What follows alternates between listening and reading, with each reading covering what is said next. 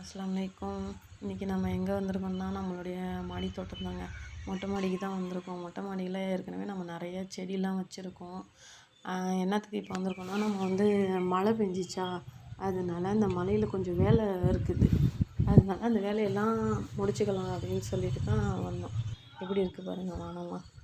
அதோட கொஞ்சம் என்ன வேலைன்னா, நம்ம அந்த மழை பெய்யுறப்போ வந்து மண்ணெல்லாம் கொஞ்சம் திருப்பி விட்டோன்னு வச்சுக்கோங்களேன், செடி வந்து நல்லா சூப்பராக வளருங்க.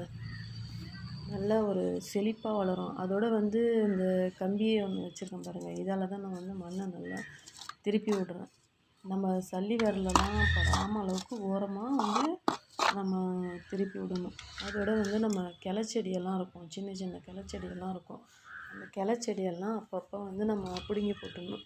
ஏன்னா தேவையில்லாத கிளச்செடி வளர ஆரம்பிச்சுன்னு வச்சுக்கோங்களேன், செடிக்கு தேவையான சத்துக்கள் கிடைக்காது. எல்லாத்தையுமே வந்து இந்த கிளச்செடியே எல்லாத்தையும் உறிஞ்சிடும்.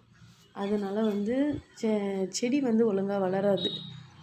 அதோட பாருங்கள், கொஞ்ச நேரம் மழையில் எவ்வளோ தண்ணி நிற்கிது பாருங்கள். அதோட நம்ம பொக்கேவாளி இருக்குது பாருங்கள், அதாவது கீரை செடி. இது வந்து எந்த நேரமும் பளீர்னு இருக்கும், பளிச்சுன்னு இருக்கும். அதான் நான் அதை பொக்கேவாளின்னே வச்சுருக்கேன் பேர். அதோட கொஞ்சம் நம்ம செடி அவரை போட்டோம். அதுவும் இப்போ நல்லா வந்து பூ வைக்க ஆரம்பிச்சிடுச்சு. ஆனால் எப்போ பிஞ்சு பிடிப்பாங்கன்னு தெரியல. பிஞ்சு பிடிக்கிற மாதிரி தெரியல. ஒரு வேளை அடுத்து சிட்டு பிடிப்பாங்களோ என்னமோ தெரியல.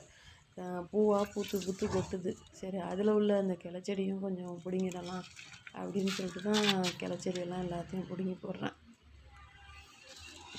மாடி தோட்டம்னு பார்த்தா நம்மளுக்கு வந்து சின்ன சின்ன வேலை இருந்துக்கிட்டே இருக்குங்க.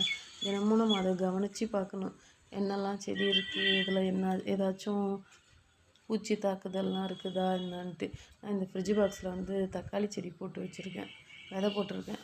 நீங்கள் பாருங்கள், புதினாவும் நல்லா கண்ணுக்கு கலராக எப்படி இருக்குது பாருங்கள், பளிர்னு நல்லா செழிப்பாக இருக்குது. இது நான் சமையலுக்கு யூஸ் பண்ணிவிட்டு ஊனி வச்சது தான். எப்படி இருக்குன்னு பாருங்கள். அதோட நம்ம கருவேப்பில்லை, இது வந்து நம்ம செல்லப்பில்லை. 2 தொட்டியில் வச்சுருக்கேன் கருவேப்பில்லை. இது வந்து கொத்தவரங்காய். ஏற்கனவே நம்மகிட்ட மினி கொத்தவரங்காய் இருந்துச்சுல்ல, இது வந்து கொஞ்சம் இப்போ புதுசாக விதை போட்டிருக்கேன். இது வந்து பெரிய கொத்தவரங்காய். பூ வச்சுருக்காங்க. அது பூவை சாப்பிட்றதுக்கு வந்து எவ்வளோ எறும்புலாம் இருக்குது, நிறைய எறும்பு வந்துருச்சு. அதில் வந்து மாவு பூச்சி இருந்துச்சு, அதனால தான் அது எறும்பு வர ஆரம்பிச்சிடுச்சு.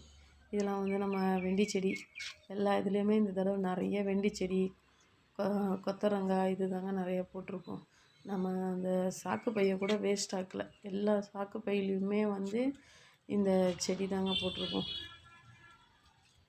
அவ்வளவுதாங்க. இந்த வீடியோ உங்களுக்கு